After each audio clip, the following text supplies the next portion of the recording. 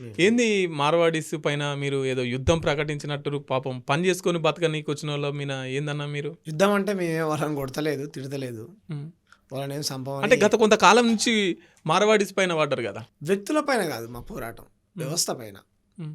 Marwadi culture, Marwadi వ్యాపారస్తులు ఇక్కడున్నటువంటి కుల వృత్తులు ఏవైతే వృత్తులు చేసుకున్నటువంటి కులాలున్నాయో వాళ్ళ ఉపాధి ధ్వంసం అవుతుందని ఎప్పటినుంచో పంచవృత్తులు, స్వర్ణకారులు అంటారు గదా! వాళ్ళందరూ రోడ్లెక్కి పోరాటం చేస్తా ఉన్నారు.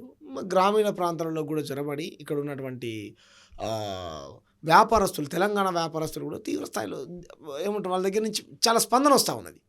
సో, మేము నిజంగా ఎక్కడి నుంచి మనము ఇదైపోతున్నాం అనేటువంటిది దాన్ని పసిగట్టినప్పుడు, మనకెక్కడి నుంచి అన్యాయం జరుగుతుంది. నిజంగా మనందరం హిందువులం, మనందరం బంధువులం అయినప్పుడు, హ్మ్.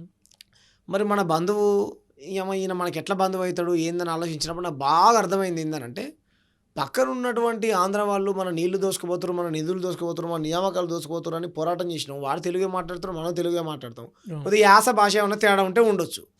మరి వానికి వ్యతిరేకంగా పోరాటం ఎక్కడి నుంచో వచ్చినటువంటి రాజస్థానీ, మార్వాడి, గుజరాతీలు ఇక్కడ చొరబడ్డదే కాకుండా మా కల్చర్‌ని ధ్వంసం చేస్తూ, మా వ్యాపారాలను మొత్తం వాళ్ళ కబందాస్తాలకు తీసుకొని ఇక్కడ ఉన్నటువంటి కులాల వృత్తులను ధ్వంసం చేస్తున్నారని పసిగట్టినప్పుడు, ఈ ప్రమాదం ఇట్లనే పెరిగి పెద్దగా అయిందనుకో 30, 40 ఏళ్ల తర్వాత వాళ్ళందరి కింద మనం షిప్పలు ఎత్తుకొని బాంచన్ దొర అని మళ్ళా బతకాలి.